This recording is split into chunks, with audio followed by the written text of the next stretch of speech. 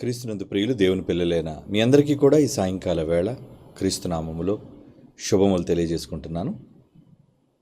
ఈరోజు మనం పరిశీలించబోయే అంశం దేవుడు శిక్షించే నేరగాళ్ళు అని. దేవుడు శిక్షించే నేరగాళ్ళు. ప్రియులారా, దేవుడు ప్రతి మనిషిని పరిశోధిస్తాడు అని మనకు తెలుసు. వారి వారి క్రియలను బట్టి దేవుడు వారికి శిక్షను కానీ నిత్య జీవాన్ని కానీ ఇస్తాడని కూడా మన బైబిల్లో చదువుకున్నాం. కనుక ప్రతి మనిషిని దేవుడు నిష్పక్షపాతంగా పరిశోధించటంలో ఒక తండ్రిగా వారు ఎటువంటి స్వభావాన్ని కలిగి ఉన్నారు అన్నది ఆయన ప్రతి ఒక్కొక్కరిని పరికించి చూడటం వలన వారి ముగింపు దినానికి వారికి ఎటువంటి తీర్పును ఇవ్వాలి అన్నది దేవుడు నిర్ణయిస్తాడు. కనుక వారు చనిపోయే సమయానికి ఎవరు నేరస్తులుగా ఉన్నారు, ఎవరు నిర్దోషులుగా ఉన్నారు అన్న విషయాన్ని దేవుడు వారి ముగింపు దినానికి తీర్పు తీరుస్తాడు. ధనవంతుడు చనిపోయి పాతాళానికి పోయాడు అంటే వాడు మరణానికే దేవుడు వాడిని నిర్ణయించాడు ఎక్కడికి వెళ్ళాలి వాడని. అలా నిర్ణయించడానికి వాని క్రియలే కారణం. అంటే భూమి మీద మనుషులందరూ పొగిడిన, మనుషుల దృష్టిలో యోగ్యుడుగా కనబడిన, ఒక ప్రజానాయకుడుగా ఉన్న, ఒక శాస్త్రవేత్తగా ఉన్న, ఒక సోషల్ వర్కర్గా ఉన్న, ఒక సామాజిక నేతగా ఉన్న, ఏ స్థాయిలో ఉన్నా అతడు నేరగాడా కాదా, దేవుని చట్ట ప్రకారంగా నేరస్తుడా కాదా అన్నదానిపైన దేవుని తీర్పు ఉంటుంది. ఇది మానవ సమాజానికి తెలియటం లేదు. వారు చనిపోయే నాటికి ఎలా ఉండాలో అన్నది వారు ఎరుగకపోవటం వలన తాము బ్రతుకు దినాలలో నిర్లక్ష్య వైఖరిని వాళ్ళు అవలంబిస్తూ చనిపోయే నాటికి దేవుని చేతిలో నేరస్తులుగా ముద్రింపబడి నరకాగ్నికి జారిపోతున్నారు కోట్ల మంది అని ఇప్పటికే చనిపోయిన చాలామంది ఎరుగక చనిపోయారు. కానీ దేవుడు ముందుగా తన మాటల ద్వారా మనల్ని హెచ్చరిస్తున్నాడు. ఈరోజు మీరు ఈ మాట వినగలుగుతున్నారు అంటే దేవుడు ముందుగా మీకు హెచ్చరికలు జారీ చేస్తున్నాడు అంటే మీరు అదృష్టవంతులు, ముందుగా ఎరుగగలుగుతున్నారు అని గ్రహించాలి. కనుక దేవుడు దేనిని బట్టి మనుష్యులను నేరస్తులుగాను నిర్దోషులుగాను తీర్పు తీరుస్తాడు అన్న దాని గురించి మనం బైబిల్ని పరిశోధిస్తే ఒక మాట మన బైబిల్లో చదువుకుని ముందుకు వెళదాం. అది సామెతల గ్రంథం 12వ అధ్యాయం చూద్దాం. సామెతల గ్రంథం 12వ అధ్యాయం 2వ వచనాన్ని చూడండి ప్రియులారా. సామెతల గ్రంథం 12వ అధ్యాయం 2వ వచనం, సత్పురుషునికి యెహోవా కటాక్షము చూపుంచును. సత్పురుషుడు అంటే వాక్య సంబంధంగా నడుచుకునే పురుషుడు. అంటే పురుషుడు అన్నాడు కనుక ఇక్కడ పురుషులనే స్త్రీలను గురించి కాదనుకోకండి, మనుష్యుల కోసం చెబుతున్నాడు ఇక్కడ. సత్పురుషునికి యెహోవా కటాక్షము చూపును, దురాలోచనల గలవాడు నేరస్తుడని ఆయన తీర్పు తీర్చును. జడ్జిమెంట్ అంటున్నాడు చూడండి. ఎప్పుడట నేరస్తులుగా ఆయన తీర్పు తీరుస్తాడు? దురాలోచనల గలవాడు అంటున్నాడు చూడండి. దురాలోచనలు గలవాడు అంటే మనం హృదయాలలో ఆలోచనలు ఉంటాయి, అందులో మంచివి చెడ్డవి కోకొల్లలుగా ఉంటాయి. అయితే ఆలోచనలలో మనుష్యులను నేరస్తులుగా గుర్తించే పరిస్థితి దేవుని దగ్గర మాత్రమే ఉందండి. ఈరోజున్న ఆధునిక చట్టాలలో లేదు. మనిషి ఏది ఊహించినా తన తలంపు తప్పు కాదు, క్రియలను బట్టి తీర్పు.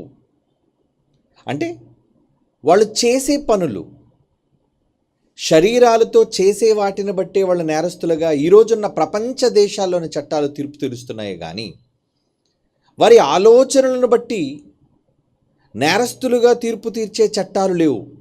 ఎందుకంటే ఎన్ని మనిషి ఆలోచించినా అవి బయటికి వ్యక్తపరచడు, లోపలే ఉంటాయి. కానీ దేవుడు అంతరంగాలను పరిశోధించువాడు గనుక మనిషిని తన మనస్సులోనే నేరస్తుడిగా ఆయన పరిగణిస్తున్నాడు. అందుకే నూతన నిబంధనలోని యేసుక్రీస్తు వారు క్రొత్త చట్టాన్ని ప్రపంచానికి పరిచయం చేస్తున్నప్పుడు వారు చెప్పిన మాట ఏంటో తెలుసా అండి? వ్యభిచారము నేరమని చెప్పబడిన మాట మీరు విన్నారు ఒకనాడు. అయితే నేను మీతో చెప్పినదేమనగా అని మత్తయి సువార్త 5వ అధ్యాయం 28వ వచనాన్ని చూడండి. అక్కడ ఏమంటున్నాడు? వ్యభిచారము చేయవద్దు అని చెప్పబడిన మాట మీరు విన్నారు. నేను ఈరోజు మీతో ఏం చెబుతున్నానంటే, ఒక స్త్రీని మోహపు చూపుతో చూచు ప్రతివాడు అదే క్షణాన్న తన హృదయమందు ఆమెతో వ్యభిచారము చేసిన వాడగును అంటున్నాడు. చూడండి, ఆమెతో వ్యభిచారము చేసిన వాడు అంటున్నాడు. చేసిన వాడు ఆలోచనే కదా. ఏమండి, ఆమె శీలం చెడిపోలేదు, ఆమెను కనీసం మనిషిగా తాకనైనా తాకలేదు. ఈ మాత్రం దానికి అతను నేరస్తుడిగా పరిగణించవచ్చా అంటే దేవుని చట్టం అవుననే చెబుతుంది. అంటే ఆలోచనల్లోనే నేరం, క్రియలలో నేరం. ఈ ప్రపంచం చట్టాలు అది కూడా నిరూపించబడితే క్రియలలో కూడా నేరాలు చేసి తప్పించుకొని తిరుగుతున్న వాళ్ళు చాలామంది ఉన్నారు. ఎందుకంటే ప్రూఫ్ కాలేదు కాబట్టి, ప్రూఫ్స్ లేవు కాబట్టి. కనుక దేవుని చట్ట ప్రకారం అయితే ఒక స్త్రీని మోహపు చూపుతో చూచు ప్రతివాడు అప్పుడే తన హృదయమందు ఆమెతో వ్యభిచారము చేసినవాడు అగును. చేసినవాడు తలంపే చేయటం, తలంపే నేరం. నీ తలంపే నిన్ను నేరస్తునిగా అప్పచెబుతుంది అన్నది ఈరోజు బైబిలులోని క్రొత్త చట్టం. చాలా కఠినంగా ఉంది కదండి. అంటే ఆలోచనలు ఎంత జాగ్రత్తగా కాపాడుకోవాలి. దేవుడు మనుషులను ఆలోచనల్లోనే నేరస్తులుగా పట్టుకుంటున్నాడు అని తెలిసినప్పుడు ఏమండి, ఎంత జాగ్రత్త పడాలి మానవ జాతి, తలంపులలో ఎంత భద్రంగా ఉండాలి.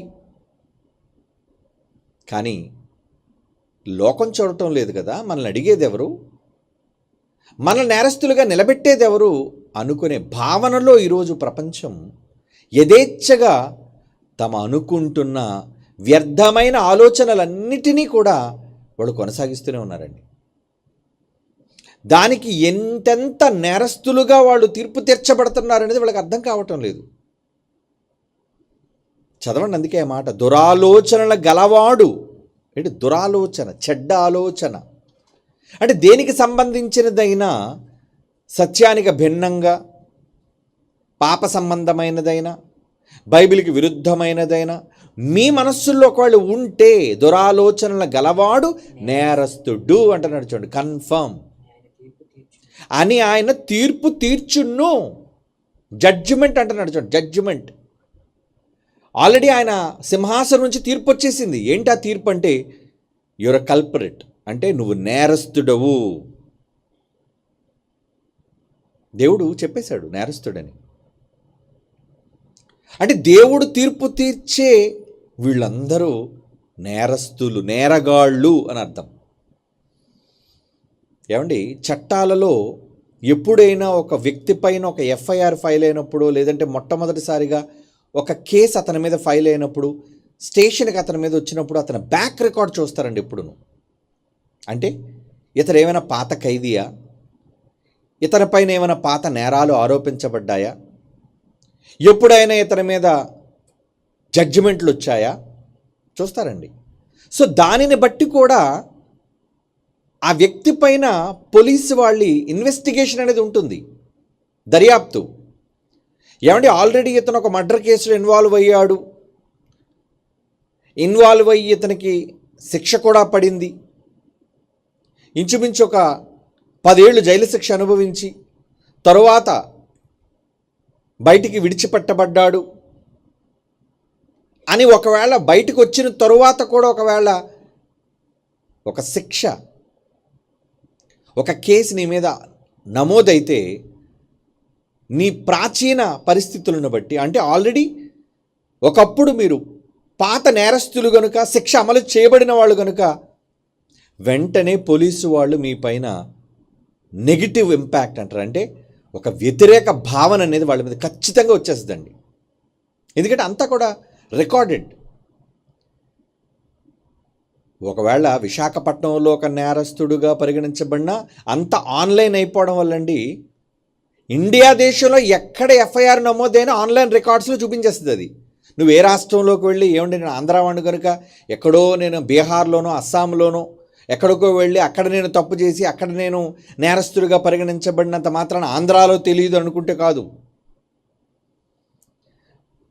అందుకే నేరస్తుల తాలూకా ఫింగర్ ప్రింట్స్ కావచ్చు, వాళ్ళ తాలూకా రికార్డ్స్ కావచ్చు, డేటా అంతా కూడా భద్రపరిచి పోలీస్ శాఖ ఉంచుతుంది, క్రైమ్ డిపార్ట్మెంట్. కనుక ఒక నేరం జరగగానే ఇతను ఎక్కడైనా నేరాలు చేశాడా, నేర ప్రవృత్తి కలిగిన వాడా కాదా అనేది చూస్తారు. దానిని బట్టే వాళ్ళు నీ మీద కార్యాచరణలోనికి వస్తారు. ఒకవేళ లేదనుకో, కొంత నీ పట్ల సానుభూతి చూపించే అవకాశం ఉందో. ఇప్పటివరకు ఇతని మీద ఏ ట్రాక్ రికార్డు లేదండి, ఇతని మీద ఎటువంటి చెడ్డ సమాచారం కానీ పాత నేరాలలో కానీ ఇతను ఎక్కడ ఇన్వాల్వ్ అయినట్టు కానీ లేదు అని అందనుకోండి, కాస్త సానుభూతి చూపించవచ్చు. ఇదంతా నేను ఎందుకు చెప్పానంటే, దేవుడు కూడా మనిషి యొక్క మనస్సులను, ఆలోచనలను నీ జీవిత కాలంలో ఆయన స్కాన్ చేసినప్పుడు నువ్వు పాత నేరస్తుడువా, అంటే నీలో దురాలోచనలు ఉన్నాయా? ఆలోచనలే, క్రియల వరకు వెళ్ళలేదు, ఇంకా క్రియలేమి చేయలేదు, అమలులోకి వెళ్ళలేదు. నేను కేవలం ఆలోచించాను ప్రభువా, చెడ్డగా నేను ఆలోచించాను అంతే, నేనేమి చేయలేదు అని ఒకళ్ళు నువ్వు అన్నా, దేవుడు నీ క్రిమినల్ రికార్డ్ చెక్ చేస్తారంటే నువ్వు ఎప్పటి నుంచి దురాలోచనలు కలిగిన వాడుగా ఉంటున్నావు. దాన్ని బట్టి మీ మీద ఆయన ఎలాగా అమలు పరుస్తాడు తన తీర్పుని? నీ పట్ల సానుభూతి చూపిస్తాడా? లేదురా. వీడి రికార్డ్ చూస్తే ఆల్రెడీ చాలా విషయాల్లో వీడు ఆలోచనల్లో చాలా తీవ్రమైన నేరస్తుడిగా కనబడుతున్నాడు అని దేవుడు గుర్తిస్తాడండి. అందుకే దురాలోచనల గలవాడు నేరస్తుడని ఆయన తీర్పు తీర్చును.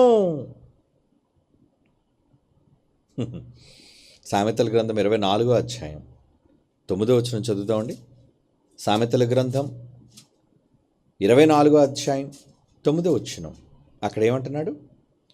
మూర్ఖుని యోచన పాపము. మూర్ఖుని యొక్క యోచన కూడా పాపము అంటున్నాడు. చూడండి, యోచన అంటే ఆలోచన అండి, లోన ఊహించటం అండి, దురాలోచనలండి. అంటే నేరస్తులు, నువ్వు మూర్ఖుడుగా ఉండి తప్పుగా నువ్వు ఆలోచన చేసినా అది పాపం, సిన్ అంటున్నాడు. ఈరోజు ఏదో బయట శరీర సంబంధమైన పాపాలు చేసేవాళ్ళ నేరస్తులుగా పరిగణించబడుతున్నారు అనుకుని ఈ మూర్ఖలోకం మనస్సులలో కూడా వాడు చేసే తప్పుడు ఆలోచనలకు, చాలామంది తప్పుడు ఆలోచనలు కదండి, అనవసరంగా వ్యక్తులను అపార్థం చేసుకోవటం, అనవసరంగా వ్యక్తులపై నిందలు మోపటం, ఏమండి సత్యాన్ని అసత్యంగా మార్చుకోవటం, ఇవన్నీ కూడా ఆలోచనలే. ఏమండి మరి ఆలోచనలన్నిటిని బట్టి వారు పాపులా కారా? పాపులే. మూర్ఖుని యోచన అంటే మూర్ఖులు, వాళ్ళ ఆలోచనలు ఎలా ఉంటాయి? మనం ఎంత మంచి చెప్పినా, ఎంత వాక్యంలో ఉన్నది ఉన్నట్టుగా చెప్పినా వినరు, నమ్మరు. వాడు మూర్ఖుడు, వాడు అనుకున్నదే నిజం అనుకునేవాడు. కనుక దేవుడు అలాంటి వాళ్ళని ఏమన్నాడు? నువ్వు పాపివి. మరో మంచి మాట చూద్దామండి. సామెతల గ్రంథం 15 అధ్యాయం 26 చూడండి ప్రియులారా. సామెతల గ్రంథం 15 అధ్యాయం 26. దురాలోచనలు యెహోవాకు హేయములు. అసహ్యం అటండి దురాలోచనలు. అంటే ఎవరైనా ఎవరిని గూర్చి అయినా చెడ్డగా ఒకవేళ ఆలోచిస్తే నిజాలు తెలియకుండా, ఎందుకంటే ఇప్పుడు కూడా మనం చెప్పుడు మాటలు వినేవాళ్ళం. ఒకరు చెప్పగానే ఎదుటి వ్యక్తి ఎలాంటి వారో అనేది వెనక ముందు ఆలోచించకుండా ఒక నిర్ణయానికి వచ్చేసేవాళ్ళం. ఒక తప్పుడు ఉద్దేశాలను మన యొక్క మనస్సుల్లో ఫ్రేమ్ చేసేసుకుంటాం. అంటే అవన్నీ ఏంటన్నమాట? దురాలోచనలు, తప్పుడు ఆలోచనలు. అలాంటివి ఏమంటున్నాడండి? దురాలోచనలు యెహోవాకు హేయములు. అంటే అస్సలు ఇష్టం ఉండదటండి దేవునికి. చెడ్డగా మనస్సులో దేనిని గూర్చి అయినా యోచించటం అనేది నేరం, నా దృష్టికి నేరం. వాడు నాకు అసహ్యం. ఏంటండి, క్రియల వరకు వెళ్లకుండా ఆలోచనల్లోనే మనిషి తప్పు విధానంలో ఆలోచిస్తేనే దేవుడికి అసహ్యుడిగా మారిపోతాడా? ఆయన తీర్పు తీర్చేస్తాడా? మరి అవే కదా ఇప్పటివరకు మనం చదువుకున్న మాటలు. అంటే వాళ్ళని లోపలే నేరస్తులుగా ఆయన కన్ఫర్మ్ చేస్తున్నాడా? అదే కదా ఇప్పటివరకు మనం చదివిన మాటలలోని ఆంతర్యం. ఇర్మియా గ్రంథం 9 అధ్యాయం 8 ఇర్మియా గ్రంథం 9 అధ్యాయం 8.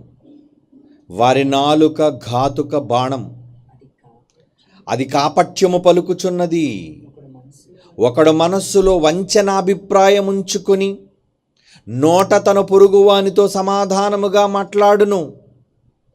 నేను ఈ సంగతులను తెలుసుకుని వారిని శిక్షింపకపోదునా అని ఏమంటున్నాడు చూడండి. నాలుకట ఘాతుకమైన బాణం. బాణమా? అవును, మాటలతోనే కదండి ఈరోజు సమాజం అంతా, ముఖ్యంగా సోషల్ మీడియా అంతా కూడా, అది ఏ మతానికి చెందిన వాళ్ళైనా, ఏ వర్గానికి చెందిన వాళ్ళైనా, చివరికి ఏ రాజకీయ పార్టీకి చెందిన వాళ్ళైనా, ఈరోజు వాళ్ళ మధ్య జరిగే మాటల యుద్ధం, ఆ మాటల చేత ఎదుటివాడిని వాళ్ళు చేసే దాడి, మాటల దాడి. దాన్ని ఏమంటున్నాడు? ఘాతుక బాణం అంటున్నాడు చూడండి. వారి నాలుక ఘాతుక బాణం, అది కాపట్యము పలుకుచున్నది. అంటే వారి లోపల ఉన్న కపటమైన విషాన్ని అది బయటకు చిమ్ముతుంటుంది. నువ్వు సోషల్ మీడియాలోకి వచ్చావంటే నీ మాట ఎవరికి మేలు చేసేదిగా ఉండాలి? సమాజానికి మేలు చేసేదిగా, మరి ముఖ్యంగా దేవునికి ఉపయోగపడేదిగా ఉండాలి. కానీ ఈరోజు మెజారిటీ ఎక్కువ మంది ఒకరి మీద ఒకరు మాట్లాడుకోవడం, ఒకరి మీద ఒకరు దుమ్ము ఎత్తిపోసుకోవటం, ఒకరిపైన ఒకరు బురద చల్లుకోవటం. చూడండి, ఈరోజు వ్లాగులు చేసేవాళ్ళు కావచ్చు. ఏమండి, నేను క్రైస్తవుల గురించి మాట్లాడలేదండి.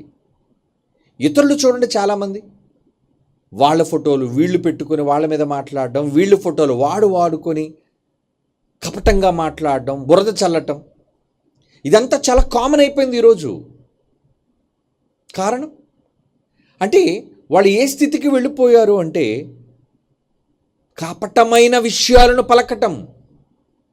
వాళ్ళ హృదయంలో కపటత్వంతో నిండిపోయింది. ఒకడు మనస్సులో వంచనాభిప్రాయం ఉంచుకొని, మనసులో ఏముందంటే వంచన, వాడు ఆలోచనే దురాలోచన పెట్టుకొని ఒకళ్ళు సమాధానంగా మాట్లాడినా, నేను ఈ సంగతులు తెలుసుకుని వారిని శిక్షింపకపోదునా?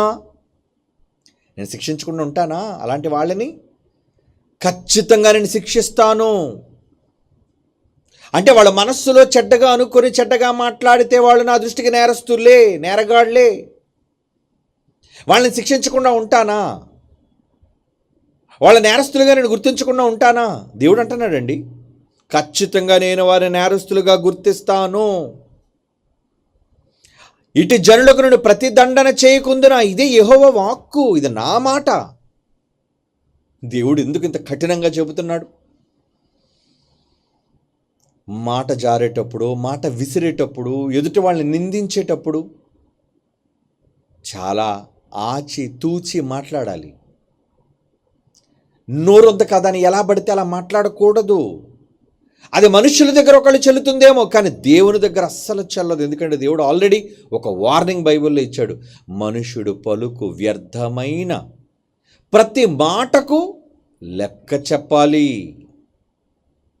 నువ్వు చెప్పే ప్రతి పదానికి లెక్క అడుగుతాను నిన్ను. ఎన్ని మాటలు మాట్లాడుతుంటామండి మనం. మన మనస్సులో దురుద్దేశం రావాలే కానీ ఎదుటివారి మీద ఎంత విషం కక్కుతాం. అవకాశం వస్తే ఎంత చెడ్డగా మనం మాట్లాడుతాం. ఒకసారి మీలో మీరు మీ అంతరాత్మలతో ప్రశ్నించుకోండి. ఎవరెవరి మీద ఎప్పుడెప్పుడు కపటంగా మాట్లాడారో, వంచనగా మాట్లాడారో, దురభిప్రాయాన్ని వెళ్ళబుచ్చారో, చెడ్డవాటిని మాట్లాడారో ఉంటారండి. ఈ మెజారిటీ ఎక్కువ మంది 99.9% మంది ఇలాంటి వాళ్ళేనండి. బయటకు మంచిగానే కనబడతారు, సమాజంలో గొప్పవాళ్ళుగానే కనబడవచ్చు, కానీ వాళ్ళ వంచన అభిప్రాయం మనస్సులో ఉంది. కాబట్టి దేవుడు అన్నాడు, వరే నువ్వు నేరస్తుడురా, నిన్ను నేను శిక్షిస్తా, తీర్పు తీరుస్తా, నా దృష్టిలో నువ్వు నేరస్తుడివే. అంటే అలాంటప్పుడు మాట నోట రాక మునుపు హృదయములో ఉన్నప్పుడే, మాట పలికిన తర్వాత నేరస్తుడు అవ్వటం వేరు. ఏమండి, దేవుడు పరిశీలించినప్పుడు ఎలా పరిశీలిస్తున్నాడట? 139 చాలాసార్లు మనం చదువుకున్న మాట, నడక పడక అన్నిటినీ చూస్తున్నావు, మాట నా నోట రాక మునుపే నీవు నా అంతరంగాన్ని, నా హృదయాన్ని. 139:4 ఉంటుందండి ఆ మాట. అంటే ఆయన పరిశీలిస్తున్నాడా? ఏం అవసరం అండి ఆయనకి పరిశీలించడానికి? మాట నా నాలుకకు రాక మునిపే అది నీకు పూర్తిగా తెలిసింది. తలంపు రాక మునిపే నువ్వు ఏది ఊహించబోతున్నావో. ఏమండి, దేవుడు మొట్టమొదటిసారిగా ప్రపంచానికి విధించిన శిక్ష ఎప్పుడు చెప్పండి? మొట్టమొదటిసారిగా యావత్తు ప్రపంచానికి దేవుడు విధించిన మొదటి శిక్ష అదే జలప్రళయం. అది కానీ 6వ అధ్యాయంలో ప్రపంచాన్ని అంతటి నీట ముంచి చంపాడు దేవుడు. దేనికో తెలుసా? దేనికి చంపాడు తెలుసా? దానికి వెనక కారణం చూడండి, విచిత్రంగా ఉంటుంది. ఎందుకయ్యా నువ్వు నీళ్లతో ఇంతమందిని చంపేశావు? మరి ఆ కాలానికి వేల మంది ఉన్నారు, లక్షల మంది ఉన్నారు, మనకు తెలీదు. మొత్తానికి జనాంగం అయితే చాలా విపరీతంగానే ఉన్నారు. వాళ్ళందరినీ కూడా ఎందుకు చంపేశాడంటే, ఆదికాండం చూడండి 6వ అధ్యాయం 5వ వచనం చూడండి. కారణం, రీజన్ చెబుతున్నాడు. ఎందుకు నేను నీట ముంచి ఊపిరాడక చంపానంటే, ఒకేసారి ప్రాణం తీయటం వేరండి, నీళ్లలో ఊపిరాడక చావటం అంటే చిన్న విషయం కాదండి. ఏమండి, ఊపిరాడక చావడం అంటే చిన్న విషయం అండి. ప్రాణం పోతుంటే, ఊపిరి అందకపోతుంటే, ఊపిరందక గిలగిల తన్నుకు చావటం అంటారు దాన్ని. ఊపిరందక కొట్టుకొని చావడం అంటారు దాన్ని. అది చాలా ప్రమాదకరమైన చావు అండి. సడన్గా ప్రాణం పోయి హార్ట్ అటాక్ వచ్చి ప్రాణం పోతే వేరండి, కానీ నీట మునిగిపోతున్నప్పుడు, నీళ్ల లోపలికి వెళ్ళిపోతున్నప్పుడు, ఊపిరి అందకపోతున్నప్పుడు ఆ కలిగే ఉక్కిరి బిక్కిరిలో ప్రాణం పోతుందా ఉంటుందా అనే ఆ పరిస్థితి, ఏమండి ఎప్పుడైనా ఒకసారి అలా నీటిలో మునిగిపోయి పైకి తేలినోళ్ళు తెలుస్తుందండి ఎంత ఉక్కిరి బిక్కిరి అవుతారు. లేదంటే ఒకసారి మీ బకెట్లో బాత్రూంలోకి వెళ్ళి ముక్కు మూసుకొని అలా బుర్రలో నీటిలో పెట్టండి, ఎలా ఉంటుందో. ఒక నిమిషం ఉండడం కష్టం, ఒక నిమిషం 60 సెకండ్లు ఉండడం కష్టం చాలామంది. అలాంటిది దేవుడు ప్రపంచాన్ని ఊపిరాడక నీళ్లలో ముంచి చంపాడంటే దానికి రీజన్ చెప్తున్నాడు చూడండి. నరుల చెడుతనము భూమి మీద గొప్పదని. 6వ అధ్యాయం 5వ వచనం ఆదికాండం. నరుల చెడుతనం భూమి మీద గొప్పదని, వారి హృదయం యొక్క తలంపులలోని ఊహ అంతయు ఎల్లప్పుడూ కేవలం చెడ్డదని యెహోవా చూచి అంటున్నాడు చూడండి. నేరస్తులుగా ఎందుకు చేశాడు? ఆ రోజున్న నోవహు సమయానికి ప్రపంచంలో ఉన్న మానవాళ్ళందరినీ నేరస్తులుగా ఎందుకు తీర్పు తీర్చాడో తెలుసా? వారి హృదయం యొక్క తలంపులలోని ఊహ, ఆలోచనలు చెడ్డవాట. మొట్టమొదట అది చూశాడు దేవుడు. అంటే లోపలే చెడిపోయారా మీరంతా. మీ ఆలోచనలోనే చెడిపోయారు మీరంతా. మీ ఆలోచనలోని నేరస్తులు మీరంతా.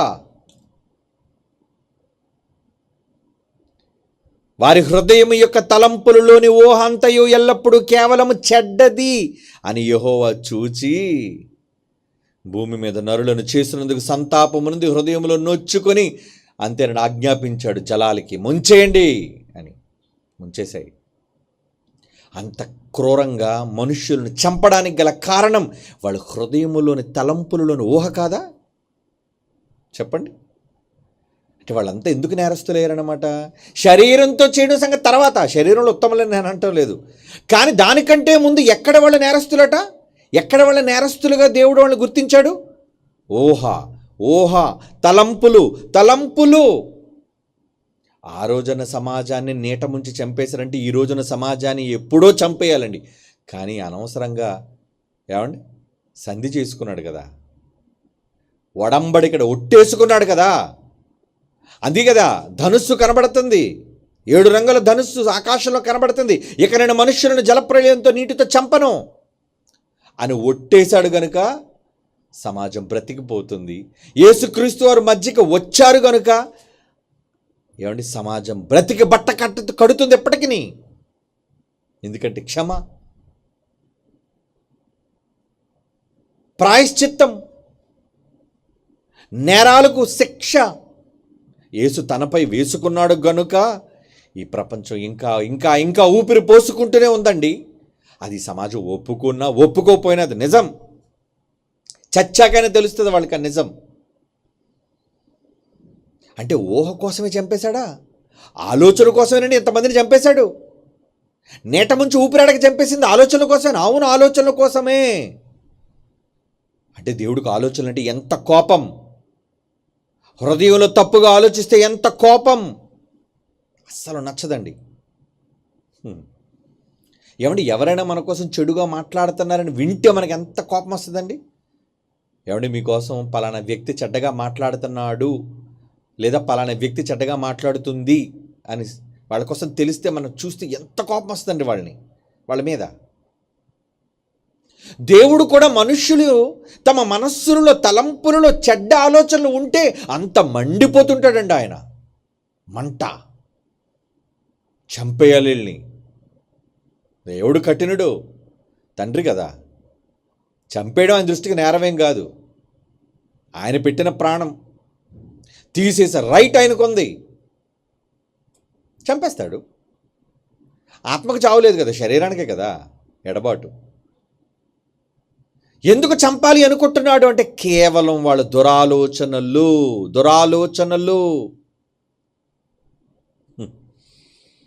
ఇక 8వ అధ్యాయం 21వ వచనం చూస్తే ఎప్పటి నుంచి చెడ్డగా వాళ్ళు మారిపోయారో చెబుతున్నాడు చూడండి. ఆదికాండం 8వ అధ్యాయం 21 అండి. నరుల హృదయాలోచన బాల్యము నుండి చెడ్డది. హృదయాలోచన బాల్యము నుండి చెడ్డది. అంటే చిన్నపిల్లలే మంచోళ్ళు అనుకున్నారట. అయ్యయ్యో చిన్న పసికోనండి, ఏం తెలియదండి, మంచోళ్ళు. దేవుడు అన్నాడంటే తప్పు కాదండి. చిన్నప్పటి నుంచే ముదిరిపోతున్నారండి వాళ్ళు, బాల్యము నుంచి చెడిపోతున్నారండి వాళ్ళు. మరి ఏం చేయాలి?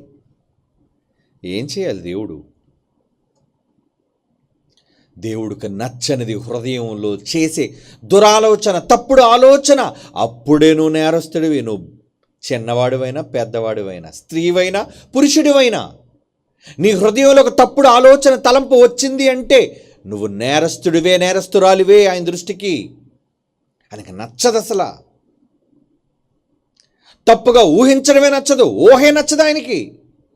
ఊహే కదయ్యా నేను చేశాను, ఆలోచనే కదా, ఎవరితో చెప్పలేదు కదా, నాలో నేనే అనుకున్నాను కదా, అనుకున్న తప్పు ఆయనకి. అపవాదిని ఎందుకు తోస్తాడు చెప్పండి. నేను మహోన్నతునితో నన్ను నేను సమానునిగా చేసుకొందును అనుకుందట. యెషయా గ్రంథంలో మనం చదువుకున్న మాట. అనుకున్నావు, నువ్వు లోపల అనుకున్నావు. 14వ అధ్యాయం యెషయా గ్రంథం 14వ వచనం అండి. మహోన్నతునితో నన్ను సమానునిగా చేసుకుందును అని నీవు మనస్సులో దురాలోచన అక్కడ ప్రారంభమైంది. నీవు పాతాళములో నరకమున మూలకు తోసేసాను నిన్ను. అందుకే అంటే దేవుడికి మనసులో అనుకుంటే ఎంత కోపం అండి. అందుకే అనుకోవద్దు. ఏదైనా అనుకునేటప్పుడు ఆలోచన చంపేయండి లోపల. దేనికోసమైనా అనుకుంటే దేవుని కోపం రగిలిపోతుంది. ఒకళ్ళు తప్పైతే, మీరు అనుకునే ఆలోచన విరుద్ధమైనది అయితే దేవుడి కోపం నీ మీద, నీ కుటుంబం మీద మండిపోద్ది. ఆలోచనలు తెంపేయి, తుంచేయి, చెడ్డ ఆలోచనలు తీసేయి. దేవుడు హెచ్చరిక చేస్తాను, లేదా నేను నీకు శిక్షించే నేరస్తుడు. నువ్వే నేరస్తుడివి. నేను పసివాడిని ప్రభు, అయినా నేరస్తుడివే.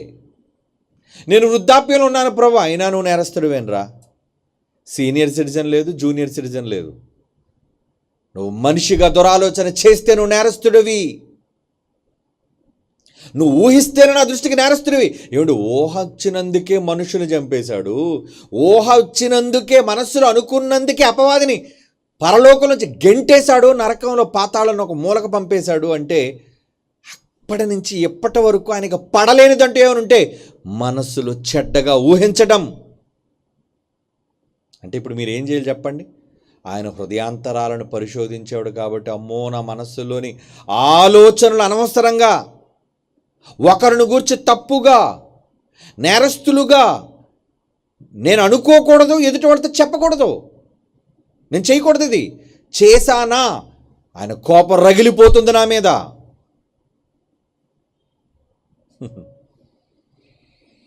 సామెతల గ్రంథం 6వ అధ్యాయం.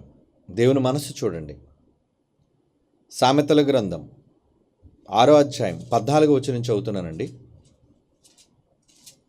సామెతల గ్రంథం 6వ అధ్యాయం 14 నుంచి. వాని హృదయం అతి మూర్ఖ స్వభావము గలది, వాడెల్లప్పుడూ కీడు కల్పించుచు జగడములు పుట్టించును. కాబట్టి ఆపద వాని మీదకి హఠాత్తుగా వచ్చును, వాడు తిరుగు లేకుండా ఆ క్షణమందే నలుగగొట్టబడును. అమ్మో, ఏంటండి దేవుని యొక్క శిక్షలు ఎలా ఉన్నాయి? వాని హృదయం అతి మూర్ఖ స్వభావం గలది, వాడెల్లప్పుడు కీడు కల్పించుచు జగడములు పుట్టించును. కీడు కల్పిస్తాడట, ఎదుటివాడికి ఆపద కల్పించాలనుకుంటాడట, కుటుంబాల మధ్య, వ్యక్తుల మధ్య వైరాన్ని పెట్టాలి అనుకుంటాడట, తప్పుడు మాటలు మాట్లాడాలి అనుకుంటాడట. అలా మాట్లాడాలనుకుంటే 15వ వచనంలో అన్నాడు, కాబట్టి అలా మాట్లాడాలనుకున్నాడు, కాబట్టి జగడాలు కల్పించాలి అనుకున్నాడు, కాబట్టి వానికి ఏమొస్తుందట? ఆపద వాని మీదకి హఠాత్తుగా వచ్చినప్పుడు వాడు తిరుగు లేకుండా ఆ క్షణమందే నలుగగొట్టబడును. క్రష్ అయిపోతాడు వాడిక, చచ్చిపోతాడు వాడిక, నాశనానికి వెళ్ళిపోతాడు వాడిక. అంటే కోపంతో దేవుడు అలాంటి వాళ్ళకి విధించే శిక్ష, దేవుడు శిక్షించే నేరగాళ్ళు. ఎప్పుడో పాతాళంలో శిక్షించడం సెకండరీ, తర్వాత. కానీ ఇక్కడ వేస్తున్నాడు కదా ముందు శిక్ష. భూమి మీద అందరినీ ఊపిరాడకుండా చంపేశారంటే శిక్ష కాదా? చచ్చాక వాళ్ళందరూ ఎక్కడికి పోయి ఉంటారు? స్వర్గానికి కాదు, నెమ్మది పొందే పరదేశం కాదు, పాతాళం. ఇక్కడా శిక్ష వేశాడు. ఏమండి, చచ్చాక పాతాళంలో కూడా శిక్ష వేస్తూనే ఉన్నాడు. అంటే దేవుడు విడిచిపెట్టడా? దురాలోచనలు విడిచిపెట్టాడండి. ఆయనకు చాలా కోపం అండి. తప్పుడు ఆలోచనలు ఆయనకు కోపం. హేయం అని కూడా చదువుకున్నాడు ఇందాడ. హేయం, హేయం అంటే అసహ్య, ఛీ, అలాంటి వాడిని అసలు ముట్టుకోకూడదు, అలాంటి వాడితో మాట్లాడకూడదు.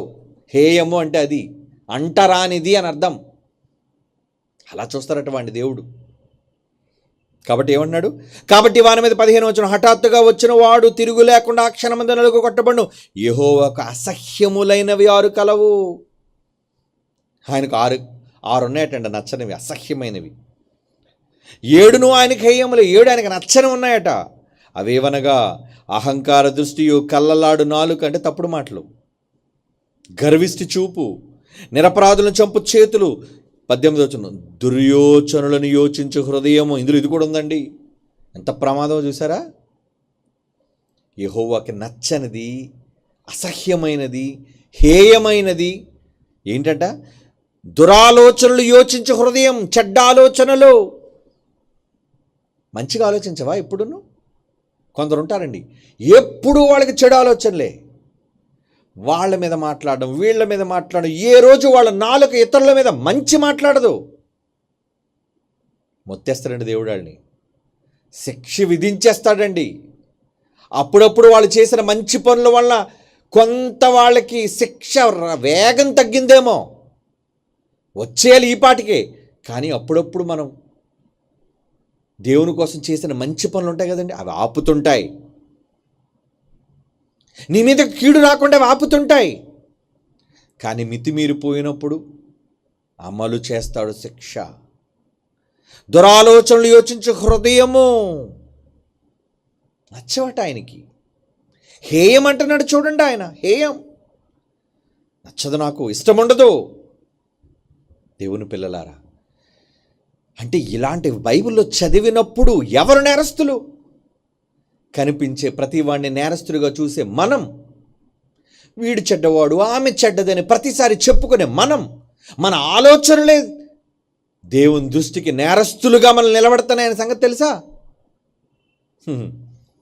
తప్పు చేసే ప్రతి వారి పట్ల వేలెత్తి చూపించి వీడు చెడ్డవాడు ఈమె చెడ్డది అని చెప్పి మానవ జాతి వాళ్ళ ఆలోచనలో ఊహ చెడ్డది కదా. దేవుడు వాడిని వేలెత్తి చూపిస్తున్నాడు ఏమని? అరే నువ్వు నేరస్తుడు రా, నువ్వంటే నాకు అసహ్యం రా, అసహ్యం నువ్వంటే నాకు, దేవుడు చెబుతున్నాడు. అది ఇప్పుడు వాళ్ళకి తెలియట్లేదండి. హఠాత్తుగా కీడు వాళ్ళకి సంభవించినప్పుడు, వాళ్ళు కీడు వాళ్ళ నెత్తిన పడినప్పుడు వాళ్ళకి అర్థమవుతుందండి. ఒకళ్ళు పడినా చాలామందికి అర్థం అవుతుందండి ఎందుకు జరిగింది ఇదని. దేవుని పిల్లలారా, అందుకే దేవుడు అంటున్నాడు, దేవుడు ఏమని హెచ్చరిక చేస్తున్నాడు చూడండి. కీర్తన గ్రంథం 66వ కీర్తన 18వ వచనం, 66వ కీర్తనలోని 18వ వచనం. నా హృదయములో నేను పాపమును లక్ష్యము చేసిన ప్రభు నా మనవి వినకపోవును. నీ హృదయంలో పాపమును లక్ష్యము చేసిన ఎడల, తప్పును ఒకవేళ నువ్వు సమర్థిస్తే, తప్పుడు మాటలని ఆలోచనలు ఒకవేళ నువ్వు అంగీకరిస్తే, దాని ఇతరులతో పంచుకుంటే, ఎదుటి వాళ్ళతో డిస్కస్ చేస్తే, అందరి మధ్య మాట్లాడుతూ పక్కకి వెళ్ళిపోయి మాట్లాడుతానంటే ఎలారా పక్కనితో మాట్లాడాలంటే? దేనికి పక్క వెళ్ళిపోయావు? ఏదో దురాలోచన, ఏదో తప్పుడు ఊహ, ఏదో తప్పుడు నేరం, ఎదుటి వాళ్ళది కళ్ళలాడే నాలుక, దురాలోచన కాదా? అప్పుడు నీ మనం ఎలా వింటాడు? ప్రభు నా మనవి వినకపోవును అంటున్నాడు చూడండి. అలాంటి వాళ్ళ మనవట దేవుడు విండటండి. మనస్సులో ఒకళ్ళు తప్పుడుగా ఊహించి, తప్పుడుగా ఆలోచించి, తప్పుడుగా ఎవరి మీద నేరస్థాపన చేస్తే, నువ్వు నేరగాడివి, నీ మాట నేను విన్నో, నీ మనవి నేను ఆలకించనంటే నువ్వు ప్రార్థన చేసిన వేస్ట్ అని. తప్పుడు ఊహలతో ఉన్నవాళ్ళు ప్రార్థన చేస్తారని ఎందుకు చేయరు? అందరూ భక్తులే. నిలబడి ప్రార్థన, కూర్చొని ప్రార్థన, మోకాళ్ళేసి ప్రార్థన, భోజనం దగ్గర ప్రార్థన, ప్రార్థన ప్రార్థన ప్రార్థన అలవాటు అయిపోయింది. కానీ వింటాడా? నీ మనం వింటాడు అనుకున్నావా? ఒకవేళ నీ హృదయం పరిశుద్ధమైనది అయితే, ఎవరి గురించి తప్పుడు ఆలోచన లేకపోతే నీ మనం వింటాడు, నువ్వు ప్రార్థన చేయి. కానీ నీ మనస్సులో ఒకళ్ళ కపటంతో నిండుకొని, ఎదుటి వాళ్ళ మీద పగ ద్వేషంతో నిండిపోయి, ఒకళ్ళు నువ్వు మోకాళ్ళ నుంచి కాదు కదా కన్నీళ్లు కార్చి ప్రార్థన చేసినా నీ మనవి వినడు. అదే అంటున్నాడు, ప్రభు నా మనవి వినకపోవును. మరి ప్రార్థన చేసేవాళ్ళందరూ ఎప్పుడైనా దీని గురించి ఆలోచిస్తారా? నువ్వు అడిగే ముందు నీ హృదయం ఎలా ఉందో, నీ అంతరంగం శుద్ధిగా ఉందో లేదో చూసి అడుగు. ఎంత ఎవరండి ఆలోచిస్తారు? నేను ప్రార్థనా పరుడును, ప్రార్థనా పరురాలని చెప్పుకొని గొప్పగా బేరాలు పలికే లోకం అండి ఇది. కొందరు అయితే మోకాళ్ళు చూపిస్తారు మాటి మాటికి. దేనికి? అక్కడ మచ్చలు ఉన్నాయా లేదా, ఏమండి కాయ కట్టిందా లేదా, ఏమండి మోకాళ్ళు కాయ కట్టడం కాదు, మోకాళ్ళ మీద మోచేతుల మీద మచ్చలు రావటం కాదు. ముందు నీ హృదయం మీద మచ్చ లేకుండా చూసుకో. ఎందుకంటే దాని నిండా చెడ్డ తలంపులు, వాళ్ళ మీద వీళ్ళ మీద తప్పుడు మాటలు, తప్పుడు వ్యాఖ్యలు. అందులో సోషల్ మీడియా వచ్చిన తర్వాత చూడండి, ఒక మంచి ప్రసంగం కూడా దాని మీద ఒక చెడ్డ కామెంట్ పెడతాడు, ఒక మంచి పాట మీద కూడా ఒక చెడ్డ కామెంట్ పెడతాడు, ఒక మంచి వ్యక్తి మీద కూడా ఒక తప్పుడు పోస్ట్ పెడతాడు. ఎవరిళ్ళు? వంచనగాళ్ళు. మళ్ళీ అందులో క్రైస్తవులు కాదనుకుంటారా? ఎక్కువ పెట్టేది క్రైస్తవులే. బయటోడంటే వాడు ఎలాగ భక్తి లేనివాడు, దేవుడిని నమ్మనివాడు విడిచిపెట్టండి. ప్రభువు నమ్మారని చెప్పుకున్న వీళ్ళే లేరా? చూడకుండా తప్పుగా మాట్లాడడం, చూడకుండా ఎదుటివాడి మీద బురద చల్లటం, ఇవన్నీ ఏంటి? దురాలోచనలు. నువ్వు నేరస్తుడు దేవుని దృష్టికి. నీ మనం అంగీకరించడు, నీ హృదయం శుద్ధిగా లేదు. అందుకే పాట ఏమి రాశాను తెలుసా అండి? నీ నేత్రం కోసం రాస్తూ 3వ చరణం రాశానండి. హృదయ శుద్ధితోనే దేవునిని చూస్తావురా. ఈ కళ్ళతో అన్నీ చూడడం కాదు. దేవుని నిజంగా నువ్వు చూడాలనుకుంటే ఏం శుద్ధి కావాలి? హృదయ శుద్ధి. నీ హృదయం శుద్ధిగా ఉంటేనే నీ కళ్ళు బాగుండేవి, నీ దేహం వెలిగేది. లేదంటే నీ కన్ను చెడిపోయింది. కన్ను చెడిపోవడం అంటే కన్ను బాగానే ఉంది కదా. కన్ను చెడడం కాదు అక్కడ. ఈ కన్ను వెనక దాగి ఉన్న హృదయం, తలంపులకు మూల కారణమైన నిలయం ఏది? బ్రెయిన్. అక్కడ నీ దృష్టి, అక్కడ నీ ఆలోచన, నీ ఊహ అంతా అక్కడ. కనుక అంత బాగు చేసుకున్నావు. నువ్వు బాగు చేసుకోవాలి. నీ కళ్ళు శుభ్రం చేసుకోవడం సంగతి తర్వాత. కంటికి చూపునిచ్చే బ్రెయిన్ అక్కడ శుద్ధి చేయి. దేంతో శుద్ధి చేయాలి? వాక్యం అండి. నువ్వు వాక్యం వింటే, నీ హృదయం దీపమై వెలిగితే నీ కన్నులే వెలిగిపోతాయి. నీ కనిపించిన అదృశ్యమైన వాటిని అన్నిటినీ చూస్తావు. చివరకు దేవుడిని నీ కళ్ళతో చూస్తావు. సమాజానికి ఈ సబ్జెక్టులు పాటల రూపంలో చెప్పిన అర్థమవుతున్నాయా? ఎవరో పాటలండి, మనకు అనవసరం అనుకుని పోయేవాళ్ళు చాలామంది. ఏమండి? కానీ మన ప్రతి పాట ఒక పాఠం, సబ్జెక్ట్. ఎవడండి క్రైస్తవ సమాజంలో ప్రతి పాటలో మనంత సబ్జెక్ట్ ఇచ్చాడు ఎవడున్నాడు చెప్పండి? నోబడీ. ఒకళ్ళు ఉన్న మన తర్వాతే ఉంటారు ఎవరైనా. ప్రతి పాటలో ఇన్ఫర్మేషన్. మిగతా వాళ్ళ పాటలని ఎప్పుడూ దేవుణ్ణి పోగొట్టడమే. ఇప్పుడు కావలసింది దేవునికి కాదు, పొగట్ట. సమాజానికి హెచ్చరిక, సమాజాన్ని బాగు చేయటం, సమాజానికి సందేశం ఇవ్వటం. అంతేగాని దేవుణ్ణి పొగట్టడం కాదు. ఆయన పొగడ్డానికి కోట్ల మంది దేవదూతలు ఉన్నారు. అవి చాలవా నువ్వు పొగడ్డానికి? క్రైస్తవ సమాజంలో పాటలు ఎప్పుడు దేవుణ్ణి పొగడ్డానికి మాత్రమే కాదు. పొగుడు తప్పులేదు, కానీ నువ్వు పాట పాడాల్సింది, అందులో నువ్వు అందించాల్సింది ఏంటో తెలుసా? ఎదుట వానికి హెచ్చరిక. కొత్త నిబంధన అదే చెప్పింది. చాలాసార్లు మీకు చెప్పాను. పాట ద్వారా ఏం చేయాలి? ఒకరినొకడు హెచ్చరించుకొనిచ్చు. ఈరోజు పాటల్లో ఎక్కడున్నాయి హెచ్చరిక? సమాజానికి హెచ్చరికలు ఎక్కడున్నాయండి? హెచ్చరికల. దేవునికి పొగట్టలు ధూపం. దేవునికి గొప్పలు అవే దేవునికి. కానీ బైబిల్ ఏం చెప్పింది? ఒకరినొకడు కీర్తనలతో. చూద్దాం, ఎఫెసీయులకు రాసిన పత్రిక 5వ అధ్యాయం 19వ వచనం చూడండి. సమాజానికి మంచి చెబితే పట్టదు. మీరు విన్నా వినకపోయినా నమ్మేవాడికి చెప్పి తీరుతాం. వినకపోతే పో, డోంట్ కేర్. నేను విన్నా అంటే పోరా, నేను ఎవడు బతిమాడు. సత్యం చెబుతున్నాం, ఇది డైమండ్ అన్నాం. బతిమాడు, బాబు డైమండ్ తీసుకో బాబు, నీకు అవసరమైతే డబ్బు పెట్టి కొనుక్కుంటావు. ప్రజలలో ఎలాంటి వాళ్ళంటే దుష్టులు, మూర్ఖులు, సందర్భానుసారమైన జ్ఞానము లేనివాడు, బైబిల్లో ఏమాత్రం ఓనమహాలు కూడా రానివాడు. సువార్తకు డబ్బులు ఎందుకు అన్నాడు ఒక మూర్ఖుడు. అలాంటి సన్నాసులు చాలామంది ఉన్నారులేండి. సువార్తకు డబ్బులు అక్కర్లేదా? అంటే ఊరకనే మైకులు పెడతాడు ఎవడైనా? ఊరకనే స్టేజ్ కడతాడా? ఇవన్నీ ఖర్చు పెట్టకుండా డబ్బులు, ఒక కరపత్రం వేయాలి, స్టేజ్ కట్టాలి, వచ్చిన వాళ్ళకి భోజనం పెట్టాలి. నువ్వు సువార్త ప్రకటించడానికి వెళుతున్నావు అంటే ధనంతో పని లేదా? అంటే ఎవడరా బస్ ఎక్కిస్తాడు నేను ఫ్రీగా?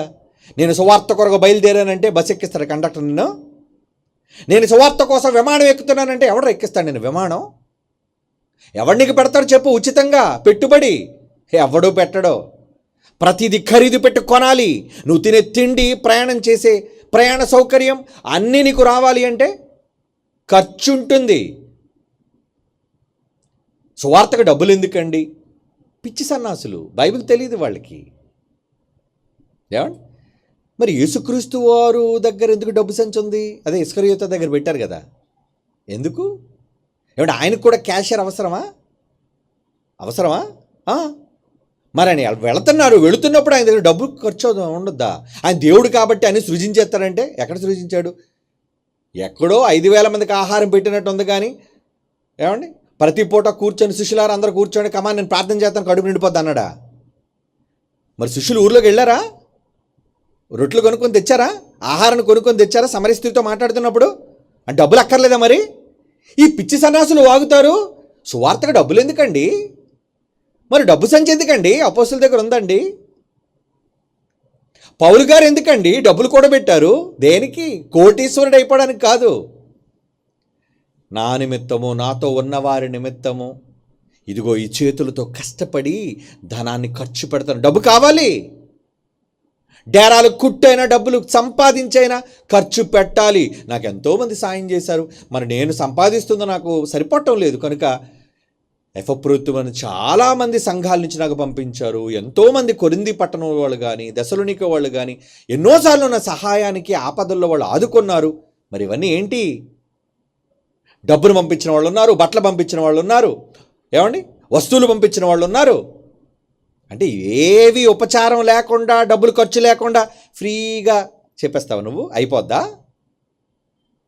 అన్నవాడికి కనీస జ్ఞానం కూడా లేకుండా మాట్లాడుతుంటారు ఈ మూర్ఖులు. పట్టించుకోకండి. అందుకే ఇలాంటి దుర్మార్గులైన వాళ్ళు పట్టించుకోకండి, మూర్ఖులైన వారిని పట్టించుకోకండి. దేవుని పిల్లలారా, ఒక పాట ద్వారా మనం ఇచ్చే సందేశంలో ఏముండాలో తెలుసా? జ్ఞానం, సబ్జెక్ట్. దేనికి? అదే ఇప్పుడు మనం చదువుకుంటున్నమాట ఎఫ్సి పత్రిక 5:19. ఒకరినొకటి కీర్తనలతోనూ సంగీతములతోనూ ఆత్మ సంబంధమైన పాటలతోనూ హెచ్చరిక. మీ హృదయములో ఏ హృదయం అయితే చెడిపోతుందో ఆ హృదయంలో నువ్వు నేరస్తుడిగా దేవుడు తీర్పు తీరుస్తున్నాడు కనుక, దేవుడు నన్ను నేరస్తుడిగా పట్టుకుంటున్నాడు కనుక ఒరే ముందు హృదయాన్ని కడుక్కోరా. ఏమంటే చాలామంది పాటలు విని నిజంగా మీ పాటలు మమ్మల్ని మారుస్తున్నాయండి. Yes, so happy. ప్రతి విన్న పాట ఏమంటే ఒక లవ్ సాంగ్, వండర్ఫుల్ హిట్ కదండి అది. ప్రేమను గుర్చిన పాట ఈ సమాజంలో పిచ్చి ప్రేమికులైన వాళ్ళది వస్తుంది. February 14 ఏ అవార్డు చూసినా చేతిలో గులాబీ.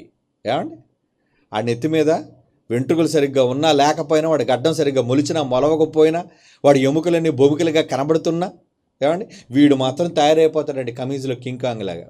ఎందుకు? ఒక అప్సరస సుందరిని కలవడానికి. దేనికి? ప్రేమ, లవ్. వీడి మోహానికి ప్రేమకు అర్థం తెలియని నీచమైన సమాజం, అవసరాలకు వాడుకొని వదిలేసే సమాజం, కడుపు చేసి తప్పించుకొని పారిపోయే సమాజం, స్త్రీలను పురుషులను స్త్రీలను ఒకరినొకరు మోసం చేసుకునే సమాజం, వ్యర్థమైన ప్రేమలకు అర్థాలు చెప్పుకునే వీళ్ళు. ఏంట్రా మీకు తెలుసు ప్రేమ అంటే అని చెప్పాం హెచ్చరిక. That is love song, the love anthem of 2026 అని పేరు పెట్టాను. అందుకే లవ్ యాంథమ్. ఎవడండి కాదనగలడు మన పాటల విషయంలో? మన పాట ప్రతి ఒక్క సబ్జెక్ట్ దేవుడు ప్రేమే నిజమైన ప్రేమరా, ఏది ఆశించని ప్రేమరా, గగనాలు దాటి వచ్చిన ప్రేమరా నీ కోసం, కొడుకునే బలిచ్చుకున్న ప్రేమరా నీ కోసం. ఇంతకు మించిన ప్రేమ ఎక్కడుందరా ఈ ప్రపంచంలో అని ప్రశ్నించిన పాట బంపర్ హిట్ అండి, సూపర్ హిట్. ఎవడు ఒప్పుకుంటేటో ఒప్పుకోపోతేట రే మా పాటల్లో సబ్జెక్ట్, ఎదుటవానికి హెచ్చరిక, పిచ్చి ప్రేమల వెంటే తిరిగే యువతకు హెచ్చరిక. చదవండి అదే మాట ఎఫ్సి పత్రికలో ఏమనుంది? ఒకనినొకడు కీర్తనలతోనూ సంగీతం. సంగీతం అంటే నిజంగా ఆ పాట వెనక వినబడుతున్న మధురమైన సంగీతం, ఆ వాయిద్యాలు. ప్రశాంత్ భావించాడు కదా, వండర్ఫుల్. ఏమండి ఎంత మంచోడు అంటే అండి, సినిమా ప్రొడ్యూసర్లు ఆయన దగ్గరికి వెళ్ళి డబ్బుతో వెళ్ళారండి. డబ్బుతో వెళ్ళి, ఈ మధ్యన మీ పేరు సోషల్ మీడియాలో బాగా వినబడుతుందండి, మరి మా మూవీకి మీరు వాయిస్తారా అంటే, సారీ బ్రదర్, నేను దేవుడి కోసం తప్ప ఇంకెవరి కోసం నేను నా సంగీతాన్ని వినియోగించదలుచుకోలేదని తిప్పి పంపేశారండి. మంచోడు కదండి. Very good, very good, very good Prashant. అందుకే దేవుడు అతను షైనింగ్ మెరుగుదిద్దుతున్నాడు. ప్రశాంత్ పేరు ఎందుకు మారుమోగుతుందో తెలుసా? అంత మంచి సంగీతాన్ని ఇవ్వడానికి గల కారణం ఏంటో తెలుసా? మనం అతన్ని ఎన్నుకోవడానికి కారణం ఏంటో తెలుసా? ఏదో నాకు బంధువు అవుతాడని కాదు, నా భార్య తరపున బంధువు అయితే అవ్వచ్చు, కానీ ముందు అతని క్యారెక్టర్, అతని స్వభావం నచ్చింది. Very good. దేవుని కోసం పట్టుదలతో నిలబడ్డావు నాన్న. వాయించు, మా పాటలకు వాయించు, రాజీ పడకుండా చెయ్యి. బావగారు ఇలా చేస్తానండి, చెయ్యి. బావగారు ఇన్స్ట్రుమెంట్స్ వాయిస్తానండి, వాయించు. బావగారు కోరసలు పాడిస్తానండి, పాడించు నాన్న. వెళ్ళిపోయాడు, చెన్నై వెళ్ళిపోయాడు, పాడించాడు. దాని అవుట్పుట్ ఎలాగుందో మీరు చూడండి. ఒక్కొక్క పాటలో నిజంగా ఇయర్ ఫోన్స్లో హెడ్ ఫోన్స్ పెట్టుకుని వింటుంటే అండి, ఎంత అందంగా ఆ మ్యూజిక్ అంతా వాయించాడు. అలాగే నా కుమారుడు ధర్మశాలి, ఏది డబ్బులు తీసుకోకుండా, ఏమండి, నేను ఇవ్వకముందే అన్నింటినీ చేసేసాడు. తర్వాత ఇచ్చానులేండి, కానీ దేవుని కోసం పట్టుదల. ఎందుకు చెయ్యాలి? ఈరోజు ఎంతోమంది మన పిల్లలు సింగిల్స్ వాయించేవన్నీ కూడా ధర్మశాల దగ్గరికి వెళ్ళి పాటలు ఎంత మధురంగా చేస్తున్నాడండి ఆ కుమారుడు కూడా. కారణం BOUI అనే ఈ గొప్ప సంస్థ, దీనిపైన ఒక గొప్ప సంఘం క్రైస్ట్ చర్చ్. మనం అందరం కూడా నిష్కపటమైన హృదయాలతో దేవునికి మెప్పు కలగాలని శ్రమిస్తున్న శ్రామికులు మనమంతా. లేకపోతే ఇన్ని వేల మందికి భోజనాలు ఏంటండి? ఏమండి, మా దాంట్లో మా మెనూలో ఇది పెట్టామంటే దాన్ని చాలామంది ఏమండి కామెంట్లు చేసుకున్నారు. ఏమని అనుకోనివ్వండి. సెమినార్కి వెళ్ళడానికి ఆఖరికి మెనూలు చెప్పుకుంటున్నారండి అని కూడా అన్నారు. అనుకోనివ్వండి. అంటే మనం సెమినార్లో ఏమండి ఎలాంటి రుచికరమైన భోజనాన్ని ఇన్ని వేల మందికి ఉచితంగా డబ్బులు తీసుకొని పెట్టడం వేరు. అందరూ ఆశ్చర్యపోతున్నారు, ఇన్ని వేల మందికి ఇడ్లీలు ఏంటండి, ఇన్ని వేల మందికి ఏమండి ఏంటండి టిఫిన్లు ఏంటండి, ఈ నాన్ వెజిటేరియన్ ఏంటండి, ఈ బిర్యానీ ఏంటండి, ఉచితంగానే పెడుతున్నారా? అది మన ప్రేమ, లవ్. దేవుని పేరట వచ్చిన వాళ్ళకి మనం ఇచ్చిన ఆతిథ్యం అది. అంతకంటే గొప్పగా కోట్ల కన్నా ఖరీదైన దేవుని మాటలను ఇచ్చాం వాళ్ళకి, వాళ్ళ మనస్సులో పెట్టాం. ఏమండి, వాళ్ళ పాటలు చేతనిచ్చి పంపించే, కమాన్ వెళ్ళండి వినిపించండి, ఈ సమాజానికి దేవుని గూర్చిన జ్ఞానాన్ని వినిపించండి. అందుకే మన సంగీతం ద్వారా వినిపించే పాటలు హెచ్చరించుచు మీ హృదయములలో ప్రభువును గూర్చి ఏమండి పాడుచు కీర్తించుచు. దేవుని పిల్లలారా, మన పాటలు నిజంగా ఎంతోమంది దాతలైన వాళ్ళు తమ త్యాగాల్ని, కష్టాన్ని నిజమైన దానికోసం ఇచ్చారు. ఏమండి, పబ్బులో డ్యాన్సుల కోసం కాదా, మ్యూజిక్ కోసం కాదు. చాలామంది చేస్తున్నారు పబ్బుల్లో గెంతడానికి. డిచ్చికి అనుకున్నావు ఇది? ఏమండి, ఈరోజు పబ్బుల్లో వాయించడానికి కాదు, అవే కావాలి. ఎందుకంటే యువత చెడిపోయే దౌర్భాగ్యమైన ఈ యువత గెంతడానికి తప్ప తాగి ఏమండి ఒళ్ళు మిన్ను కానకుండా గెంతడానికి కావాలి మ్యూజిక్. అలాంటి మ్యూజిక్ కాదు మంది. ఎదుటివాడిని హెచ్చరించే మ్యూజిక్, బాగు చేసే పాట, అందులో ఉన్న సందేశం. ప్రతివాడు దేవుని గురించి గొప్పగా రాసేవాడే, కానీ ఎదుటి మనిషిని హెచ్చరించడానికి రాసేవాళ్ళు ఎంతమంది ఉన్నారు? అందులో నెంబర్ 1 స్థానం BOUI క్రైస్ట్ చర్చ్, దేవుని పిల్లలు. ఇది మన అతిశయం, ఇది అతిశయంగా మనం చెప్పుకోవచ్చు. కారణం వి స్టాండ్ ఫర్ ట్రూత్, అంటే సత్యానికి స్తంభం. ఈ మాట అంటే తట్టుకోలేకపోతున్నారు చాలామంది. అంటే మేము సత్యానికి స్తంభం కాదు, అరే అసత్యం రా మీదంతా, అసత్యం మీద కట్టుకున్నారు. మీ పాటల అసత్యం, మీ సంఘాల అసత్యం, మీ బోధల సత్యం. అబద్ధ బోధకుల కోసం చెప్తున్నాను. సత్యం కోసం నిలబడ్డావా? నిలబడు, దేవుణ్ణి నిలబెడతాడు. తప్పుడుగా మాట్లాడతావా? శిక్షిస్తాడు నిన్ను. అవునా? నేరస్తుడు నువ్వు, తప్పుగా మాట్లాడుతున్నావుగా, ఒక మంచిని విమర్శిస్తున్నావుగా, ఒక మంచిదాన్ని నువ్వు చెడుగా సమాజంలో చూపిస్తున్నావుగా, శిక్ష పడుతుందిరా నీకు, కన్ఫామ్, రాసిపెట్టుకో. నీకు, నీ ఫ్యామిలీకి ఎఫెక్ట్ అవుతుంది, అది నీ కుటుంబానికి కూడా వస్తుంది అది. దేవుని పిల్లలారా, చదువుదాం. జకర్యా గ్రంథం 8:17 అండి. జకర్యా గ్రంథం 8:17 తన పొరుగు వాని మీద ఎవడనో దుర్యోచన యోచింపకూడదు, ఇవన్నీ నాకు అసహ్యములు, ఇది యెహోవా వాక్కు అంటున్నాడు. చూడండి, ఎందుకురా మాటి మాటికి పొరుగు వాళ్ళ మీద పడతావు? నీ కామెంట్లు పొరుగువాడి మీద పెడతావు, నీ పోస్టులు పొరుగువాడి మీద పెడతావు, నీ మాటలు పొరుగువాడి మీద పెడతావు, నువ్వు నోరిప్పితే ఎదుటివాడి మీదే మాట్లాడతావు. నీకు వాక్యం లేదు నీ నోట. ఎందరో ఉన్నారు అలాంటి నీచులు, దౌర్భాగ్యులు, నికృష్టులు. వాడికి ఉదయం లేస్తే ఎదుటివాడి మీద నిందించడమే వాడి బ్రతుకు తెరువు. మనకు పొద్దున లేస్తే దేవుని గురించి చెప్పడానికి విస్తారమైన మాటలు, దేవుని మాటలు, పాటలు, ఒకటా రెండా? ఎంత సబ్జెక్ట్ మన దగ్గర ఉందండి, ఎంత సబ్జెక్ట్. అందుకే ఏమంటున్నాడు, తన పొరుగు వాని మీద ఎవడనో దుర్యోచన యోచింపకూడదు, ఇవన్నీ నాకు అసహ్యములు అంటున్నాడు. చూడండి, రోమపత్రిక 1వ అధ్యాయం. ఎలాంటి వాళ్ళకి తగిన వాళ్ళు దేవుడు చెబుతున్నాడు. పరిశుద్ధాత్మ దేవుని ద్వారా రాయించాడు వాళ్ళకి హెచ్చరిక. ఏమని?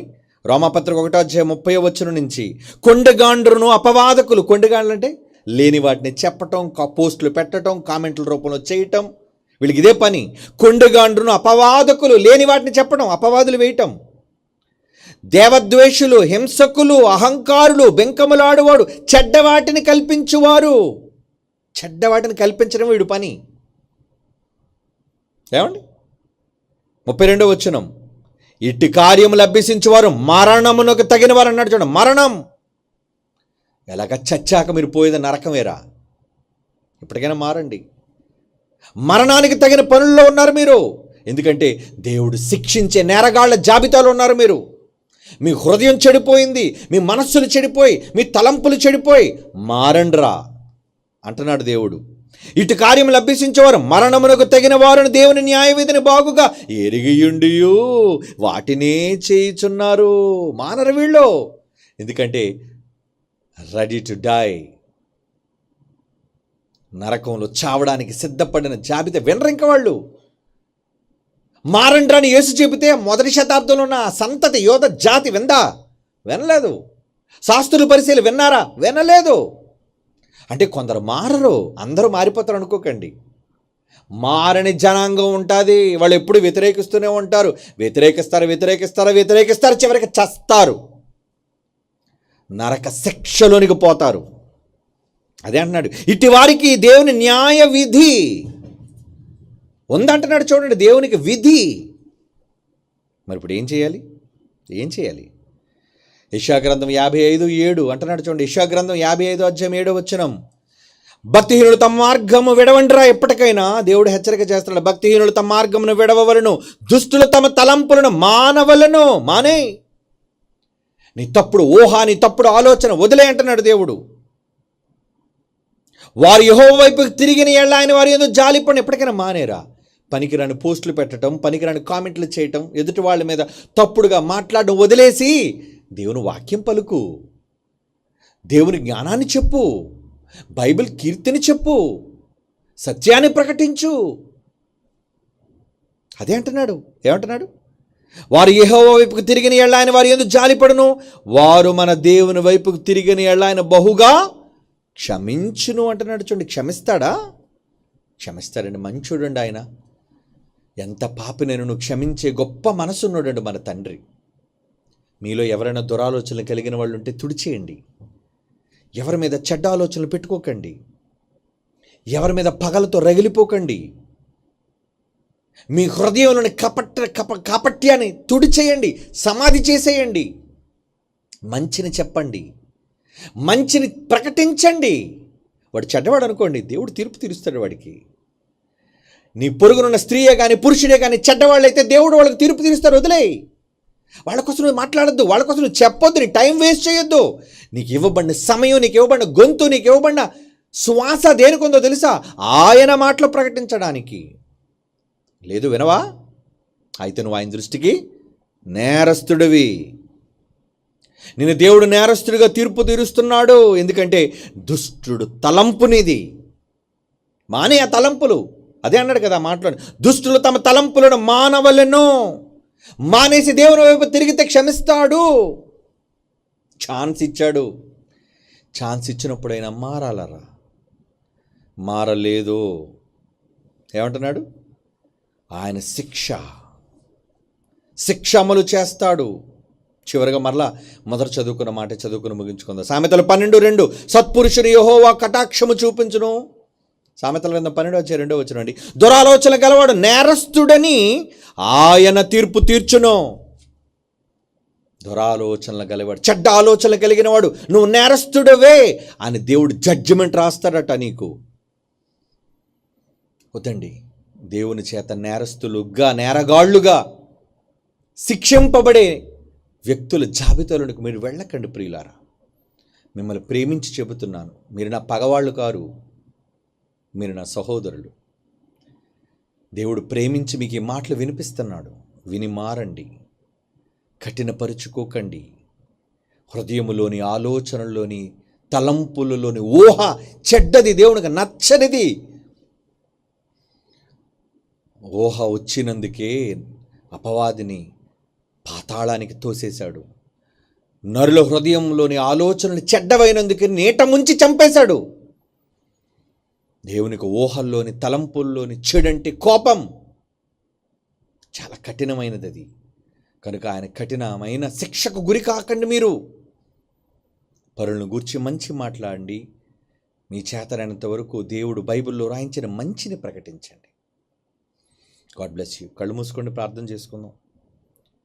పరిశుద్ధుడైన తండ్రి దేవా, మనుష్యుల హృదయాలలోని కపటంతో నిండిన పాషాణాలుగా మారిన వారి హృదయాలను మీ బండ వంటి మాటల చేత, సుత్తి వంటి మాటల చేత బండలను పగలగొట్టి మెత్తని హృదయాలు చేయాలి అనుకుంటున్నాం. వారి హృదయాలు తెరవండి. వారి హృదయంలోని ఆలోచనలు మీవిగా ఉండేటట్లుగా వారి పట్ల మీ కృపా కటాక్షములు చూపించండి. మా అపరాధములు క్షమించండి. క్రీస్తు వారి పరిశుద్ధ నామములో ఈ ప్రార్థన వేడుకొనుచున్నాము తండ్రి. ఆమెన్.